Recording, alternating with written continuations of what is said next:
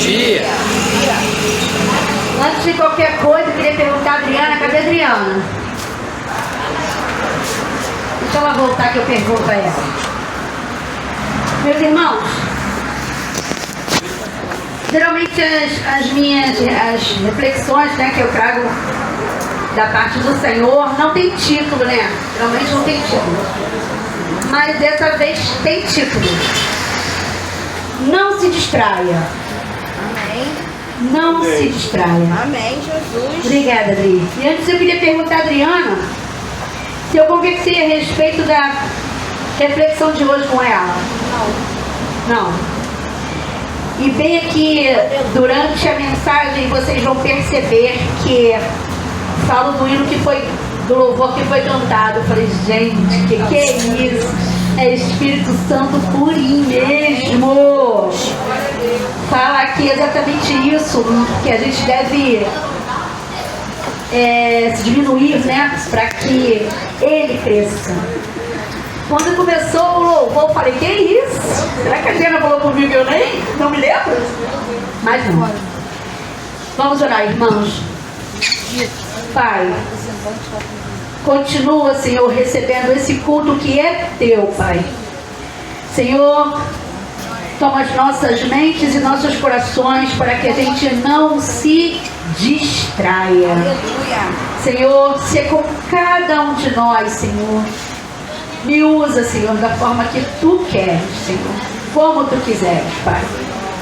Abençoa, Senhor, essa reflexão, essa breve reflexão vinda do teu coração, Pai. Ser com cada um aqui e nos ajude, Senhor, a compreender o que tu queres que compreendamos, Deus. Em nome de Jesus. Amém. Quando a gente fala não se distraia, alguns podem pensar assim, poxa, mas a gente não pode nem se distrair um pouquinho. Pode, deve. Algumas vezes a gente procura se distrair, né? Assistindo a um bom filme, marcando uma tarde de jogos de tabuleiro com a família, isso é perfeito. Um cineminha, ler um bom livro, um café com os amigos, tudo isso é pertinente e tem que acontecer. Mas quando esse for o objetivo, quando a gente se reúne para uma tarde de jogos de tabuleiro com os nossos familiares, nossos amigos, nossa família, esse é o objetivo. A gente está ali para se distrair. Quando a gente pega um bom livro, além de instrução, a gente está se distraindo. Quando a gente tem esse propósito, é pertinente e perfeito e deve acontecer. Tem um joguinho de celular que eu acredito que é 90% de nós que estamos aqui, dos que estão aqui, conhece. É o chamado Candy Crush. Conhece? O joguinho da frutinha. Agora já não deve ter mais, tá até fora de moda já, né? Tá, né? Você sabe que tá fora de moda. Tá bom. Esse joguinho, ele nos distrai. Ele nos desestressa. E nesse jogo você vai avançando de nível. Como qualquer outro jogo, né? Que se preze. Você tem que avançar. Fase a fase. Só que uma coisa bem interessante nesse jogo, cujo o objetivo é você avançar de nível. Cada nível tem sempre uma distração. Olha que interessante. Você está lá jogando, se distraindo ali, já está desestressando, né? E aí é mais um ponto da gente ficar bem atento, porque aí pode passar do limite. E aí a cada fase, o próprio jogo coloca uma distração para que você não atinja o seu objetivo. Se o objetivo é conseguir resgatar todas as frutinhas amarelas, digamos assim, no meio do jogo ele coloca uma outra coisa muito interessante para te desviar do objetivo. E aí, em nossas vidas, é exatamente assim que acontece. Às vezes estamos focados em algumas coisas que não estão relacionadas aos nossos objetivos. Quem nunca colocou o leite para ferver? Quem nunca?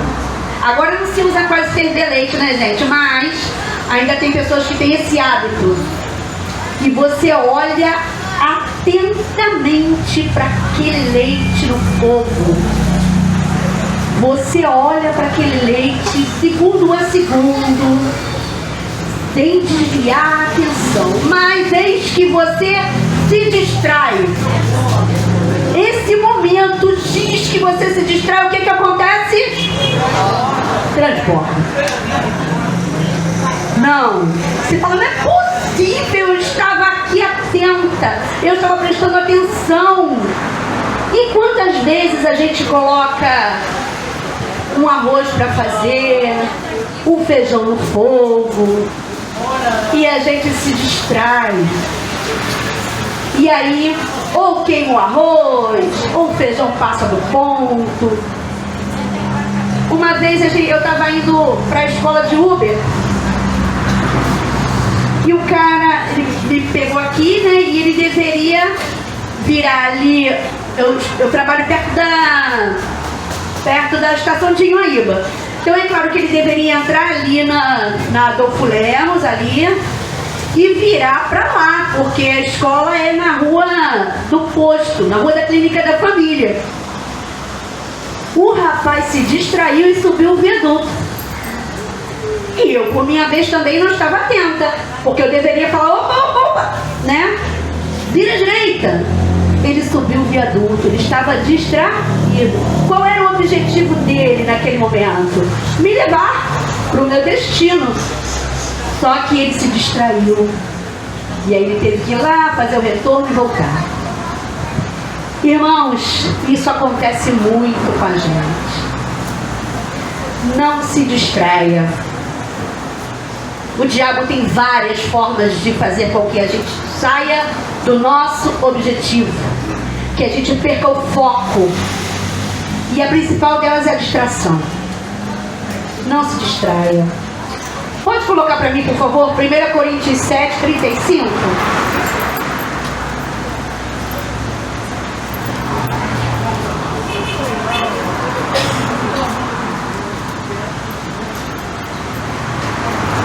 Primeiro Coríntios 7, 35 diz: Digo isto, para o próprio bem de vocês, não para impor limitações, mas tendo em vista que é decente e para que vocês possam se consagrar ao Senhor sem distração alguma. Eu estava estudando sobre esse texto e lendo um artigo. Uma pastora conta que ela estava no culto visitando uma antiga igreja dela, né? E era noite e a igreja era uma igreja rural. E aí ela diz que havia um grilo que tirou totalmente a atenção dela. O foco era a mensagem, é claro, mas o grilo cantava paulatinamente. Passava um tempinho, o grilo cantava. Passava um outro tempinho, o grilo cantava. Depois de um tempo, ela parou de prestar atenção à mensagem e só estava tentando ver certinho o tempo que o grilo cantava. Irmãos, aqui não é diferente. Nós aqui ainda mais distração temos. A todo tempo, coisas nos distraem. E aí, somos muito distraídos. Nos nossos afazeres, no dia a dia. Mas temos que perceber cada detalhe e não nos distrairmos. Há uma passagem no livro de Lucas em que Jesus estava na casa de Marta e Maria. Todos nós lembramos dessa passagem, certo? Jesus pousou na casa de Marta e Maria. Ele estava lá e começou a ensinar. Irmãos, lembrei agora de Mateus que fala assim, né? Irmãos, já pensou Jesus na nossa casa? Eita Deus! Jesus parou na casa de Marta e Maria para ensinar. Ele foi lá fazer um lanchinho? Não. Ele foi almoçar? Pode até ser que tenha lanchado, mas ele não foi fazer isso. Jesus foi à casa de Marta e Maria e ele estava ensinando. E Marta, o que Marta estava fazendo? Quem pode me dizer o que Marta estava fazendo? Distraída com todos os afazeres, arrumando casa, limpando, passando pano. E Maria, sentadinha aos pés do Senhor. E ainda tem um agravante. Marta estava toda atarefada. Certamente ela queria agradar ao Senhor, mas esse não era o principal, não era o foco. E ainda tem um agravante. Marta ainda fez o quê? Reclamou. Reclamou porque Maria estava lá, sentadinha aos pés de Jesus, enquanto ela estava atarefada. E ela disse: Senhor, poxa vida, hein? Caramba, Senhor, eu tô aqui, ó, toda atrapalhada, arroz no fogo, passando pano nesse chão, limpando os vidros. E ela tá aí, ó, sentadinha. E o Senhor disse a ela o quê? Que ela tinha escolhido a melhor parte. Aleluia. Maria escolheu a melhor parte. Que a gente não esteja distraído quando o Senhor estiver ao nosso lado, Deus maravilhoso, Pai. Aleluia. Falando conosco. Ele quer falar, mas a gente não deixa. A gente tem casa para arrumar, a gente tem estudo, a gente tem prova, a gente tem tudo para fazer, né? A gente tem TCC para entregar, a gente tem trabalho em grupo para fazer. Mas Ele quer falar contigo. Não se distraia. Não se distraia. E às vezes as nossas angústias, os nossos afazeres deixa a gente esquecer das infinitas bênçãos e maravilhosas bênçãos que Deus tem para nós. Amém. Certa vez, o grande poeta Olavo Bilac encontrou um amigo. E esse amigo queria vender uma propriedade. O amigo do poeta queria vender uma propriedade. E aí ele disse assim: esse sítio está me dando muito trabalho, está me dando muita despesa. Essas propriedades, na verdade, estão me dando muita dor de cabeça. Não está valendo a pena conservá-la. Como a linguagem do poeta é uma linguagem rebuscada, uma linguagem poética, ele pediu para que o poeta redigisse o anúncio. E aí ele disse: faz esse anúncio para mim, quero vender minha propriedade que você conhece. Como eram amigos, Olavo Bilac conhecia a propriedade do amigo. E aí ele disse: faz aí o anúncio para mim, porque eu preciso vender essa propriedade. E assim foi feito o texto que dizia: vende-se uma encantadora propriedade. Vamos imaginar, vamos usar nossa imaginação aqui para imaginar essa propriedade que estava sendo vendida. Vamos imaginar. Olha o que diz: vende-se uma encantadora propriedade, onde cantam os pássaros ao amanhecer no extenso arvoredo. Ela é cortada por cristalinas e refrescantes águas de um ribeiro. A casa é banhada pelo sol nascente e oferece a sombra tranquila das tardes na varanda. Nossa, que anúncio! Ia vender rapidinho, não ia? Rapidinho, se eu tivesse dinheiro eu comprava. Tempos depois, o poeta encontrou seu amigo na rua novamente e disse: e aí, meu amigo, vendeu logo a propriedade? Ao passo que seu amigo respondeu: imagina, eu nem pensei mais nisso. Quando eu li o anúncio, percebi a maravilha que tinha na mão. Quantas propriedades nós temos, irmãos? E que estamos distraídos, querendo vender, querendo dar, Cada um de nós certamente tem uma propriedade que significa muito, mas às vezes a gente não se dá conta. Que a gente perceba o que temos e valorizemos cada detalhe sem se distrair. Não se distraia. A nossa comunhão muitas vezes é afetada por essa distração. Pode colocar, por favor, Êxodo 23, 13.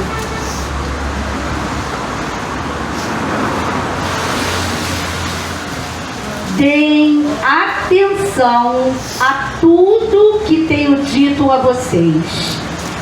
Na minha versão está assim, ó. Em tudo que vos tenho dito, andais apercebidos. Do nome de outros deuses, nem fareis menção. Nunca nem ouça da vossa boca o nome deles. O que tem nos distraído, meus irmãos? Lembra do domingo passado? Quem estava aqui no domingo à noite, domingo passado? O pastor Sandro estava pregando, e como se não bastassem as motos que passam aqui muito, um barulho muito alto, né? Geralmente é mais mesmo domingo à noite. Aconteceram 2 episódios que tiraram a nossa atenção. Equivocadamente apareceu no Data Show algumas coisas com relação à mensageira. Não sei se vocês se lembram. E apagou a luz. E aquilo me fez refletir como coisas pequenas tiram a nossa atenção. E aí eu fiquei pensando, o que mais tira a nossa atenção? O grande vilão de hoje em dia é o celular. É o grande vilão. Ele tira a nossa atenção, ele tira o nosso foco. Muitas vezes a gente pega o celular e fala, eu tenho que responder fulano, nossa, esqueci. Aí tu abre. Quando abre, começa a ler as mensagens. É ou não é? Tu começa a ler ali, tu vai responder, eu vou responder o pastor. Ih, eu tenho que responder o pastor. Aí eu abro. Só que aí minha irmã me mandou uma mensagem, tem uma mensagem da escola, tem uma... Aí eu começo a olhar as mensagens, e aí eu desligo o celular e falo, gente, não respondi o pastor. Não se distraia. Não se distraia. A gente pode se distrair também com coisas do passado, do presente e do futuro. Não precisa colocar não. Em Filipenses 3,13 diz: quanto a mim, irmãos, não julgo que eu haja alcançado, mas uma coisa faço, que é, esquecendo-me das coisas que para trás ficaram e avançando para a que estão adiante de mim, prossigo para o alvo, pelo prêmio da soberania, da soberana vocação de Deus em Cristo Jesus. Muitas vezes o passado nos distrai. Muitas vezes pensamos em coisas que nos angustiam e a gente se distrai com a nossa propriedade, né? Com a beleza que temos hoje. Às vezes o coração amargurado e angustiado nos faz lembrar para coisas do passado que já não tem mais importância, porque o hoje é o que importa, o presente. Quando a gente fala presente, o nome já diz tudo, é um presente. Eclesiastes 3:1 diz: tudo tem seu tempo determinado, e é tempo para todo o propósito debaixo do céu. Porque às vezes o presente nos distrai. São tantas coisas a fazer. Somos uma geração que não pode perder seu precioso tempo alimentando-se do que não edifica, seja falando, seja ouvindo ou vendo. Nós necessitamos ouvir e perceber as oportunidades de Deus. Falamos tanto, cantamos tanto, queremos tanto mais de Deus, mas tanto é necessário que tenhamos menos de nós. Louvamos sempre mais de Ti, Senhor, e menos de mim. Aleluia. Mas isso é necessário. para isso é necessário estarmos sempre ligados no Senhor. Essa semana aconteceu algo tremendo na escola. Tremendo. Quem é da educação aqui sabe que existe uma prova chamada Prova Rio. E essa prova, os alunos, professores, toda a comunidade escolar se prepara durante quase todo o ano para realizar essa prova. É uma prova importante que vem aplicador de fora, supervisor, como um concurso público. Vem malote fechado, é uma prova importantíssima. E essa prova dá subsídio para um prêmio que é o 14º salário, que é pago no ano seguinte, enfim, é de uma grande importância. A prova lá da escola estava marcada para dia 11 e dia 13. Dia 11 e dia 13. Por que em 2 dias? Porque o primeiro ano, por serem menores, eles dividem em 2 etapas, língua portuguesa e matemática. Irmãos, toda a escola fica envolvida com esse momento. A gente enfeita a escola, coloca a prova Rio, faz videozinho, os professores se empenham, enfim. E aí tem o horário certinho, não pode sair, é igual um concurso mesmo, a gente fica com dó dos pequenos. Porque eles não estão acostumados com isso, né? Quando tem uma criança 2 horas sentada fazendo uma prova, é surreal. Mas a gente dança conforme a música, eles mandam, a gente obedece. E aí, eu recebi um cronograma na semana anterior de que a prova da minha escola seria às 8 da manhã, no dia 11, e no dia 13 também. 8 da manhã e o turno da tarde, 1h30, enfim. E aí, quando foi no dia 11, eu recebi o aplicador, com o supervisor com os aplicadores. E aí começa aquele movimento, minhas crianças têm que tomar o de jejum rápido para ir para a sala. Eles estavam tremendo, irmão. E eu nervosa por eles. A responsabilidade é muito grande da direção nesse momento. E aí, eu falei, vamos preparar, todos eles sentados. Eu fui de sala em sala, desejar uma boa prova, fiquem tranquilos, vai dar tudo certo. Vocês se prepararam para isso e tal. E aí, do nada, o supervisor diz para mim, olha, a turma 1102 e a 1402 vai fazer provas 10, não às 8. Pode parecer uma besteira, mas mudou todo o contexto.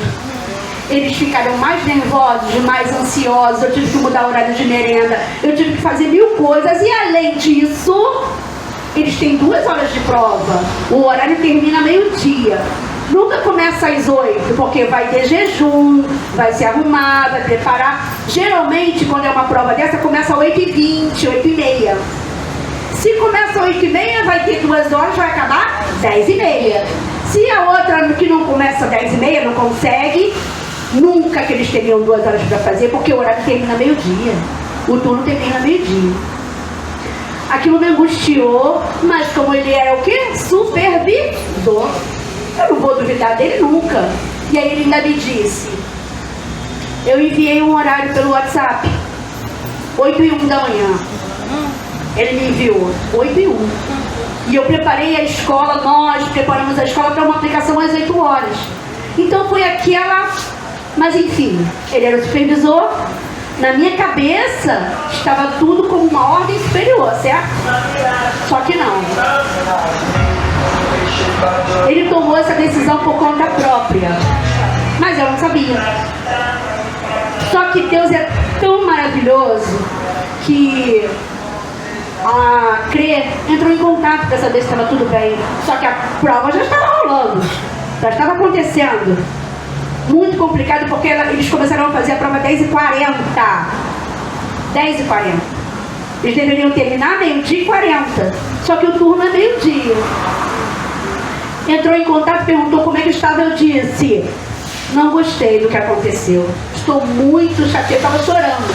Estou muito chateada, as crianças estão chorando, nervosas, porque como que a prova vai começar às 10 horas e me avisaram agora? Aí ela, opa! Como assim? Não estou entendendo. Começar às 10 horas? Falei, aí expliquei a ela. Ela falou, não, tá errado, isso não pode acontecer. E aí, começou aquele reboliço todo mundo me ligando e tal, mas já tinha acontecido.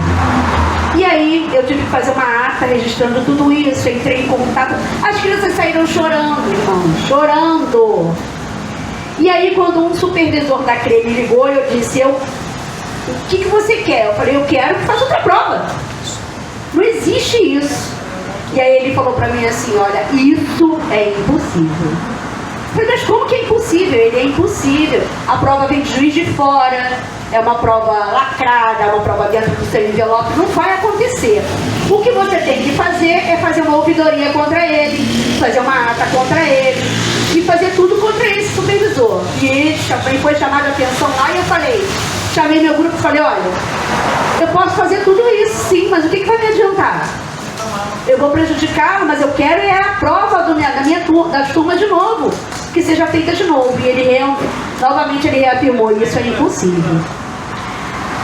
Irmãos, eu fiquei mal, muito mal, porque cobram de mim, né? E eu me cobrei. Eu falei, por que eu não questionei? Por que na hora eu falei, mas como assim 10 horas? Eu me cobrei. Não. Mas Deus é muito bom, porque eu falei, impossível para Deus não há. Aleluia. Não há impossível para o nosso Deus. Não há impossível para Ele. E Ele cuida dos mínimos detalhes. Por que Deus vai se preocupar com uma prova Rio, irmão? Vai? Vai. Vai porque Ele é Deus dos detalhes. Vai porque Ele nunca se distrai. Nunca. Porque para aquelas crianças aquilo era importante, muito mais do que para mim. E ontem eu recebi uma ligação. Amém. E o supervisor falou, você quer uma boa notícia? Eu falei, não, eu quero uma ótima notícia que eu sei que você vai me dar. A prova, eles vão fazer outra prova, não vão, me arrepiei toda. Aleluia. E ele falou, eles vão fazer outra prova. Eles vão fazer outra prova no início de dezembro, vai ser uma nova prova, porque eles já viram aquela. Mas as duas turmas vão fazer outra prova. Porque Deus é Deus, irmãos. Deus é Deus. Para nós, pode ser uma coisa muito simples, mas Ele falou que era impossível. Ele não falou que era impossível, mas para o nosso Deus não tem impossível. Amém. Não existe impossível. Mateus 6, 25 a 34. O que nos distrai com relação ao futuro? Por isso vos digo, não andeis cuidadosos quanto à vossa vida, pelo que haveis de comer, pelo que haveis de beber, nem quanto ao vosso corpo, que haveis de vestir. Não é a vida mais que o mantimento e o corpo mais que o vestuário?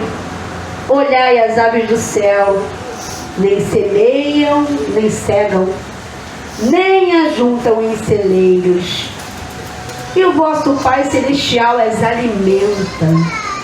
Não tendes vós muito mais valor do que elas? E qual de vós poderá, com todos os seus cuidados, acrescentar um côvado à sua estatura? E quanto ao vestuário, por que andais solícitos?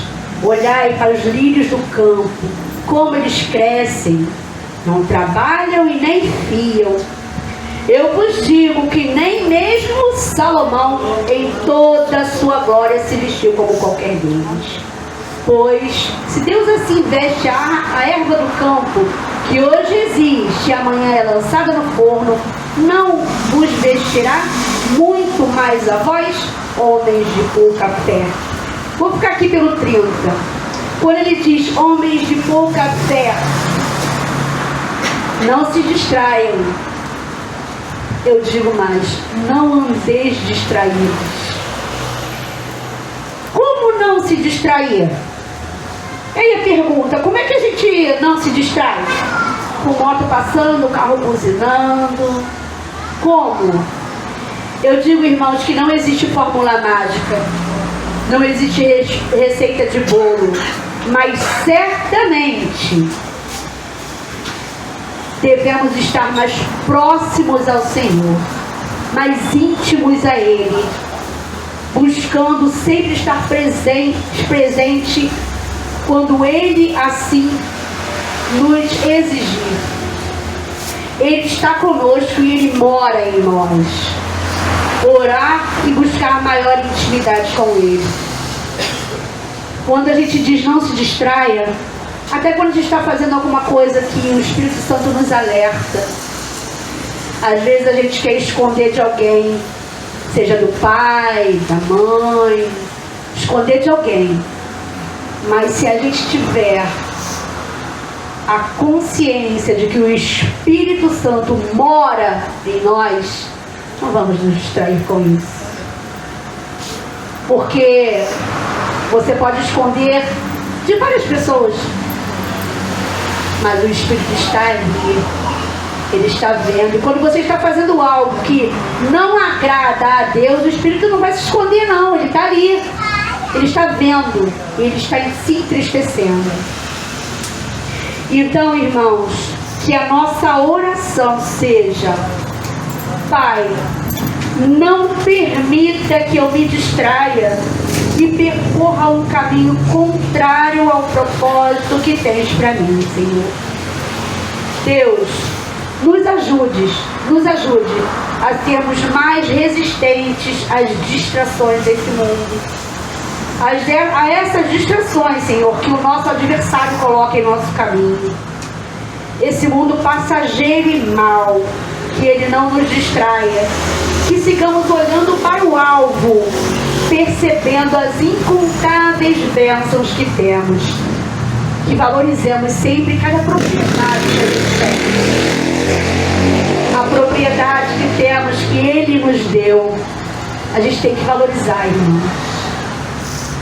Que a gente possa perceber cada detalhe sem distração alguma, avançando de nível, como o joguinho, sem olhar para as distrações, porque o alvo é Cristo e Ele que nos sustenta.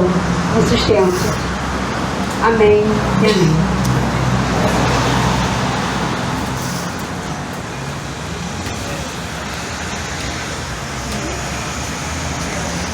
Amém. Glória a Deus. Que o Senhor continue te abençoando, Marinês. Em nome de Jesus. Vamos ficar de pé, irmãos.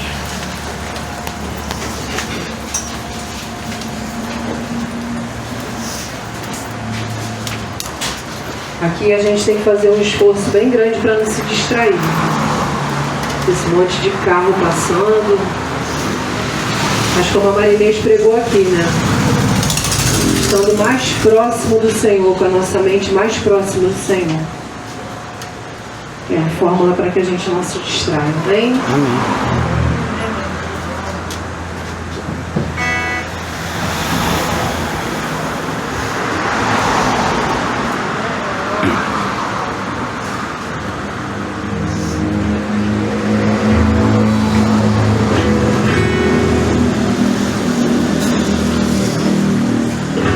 A reunião é hoje com os diáconos.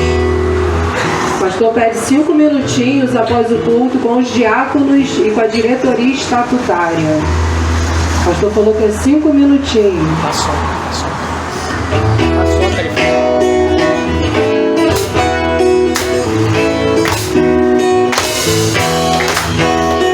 Vamos lá, pai.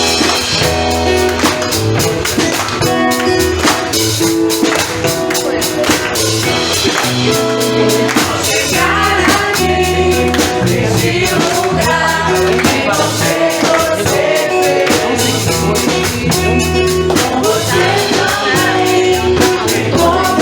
como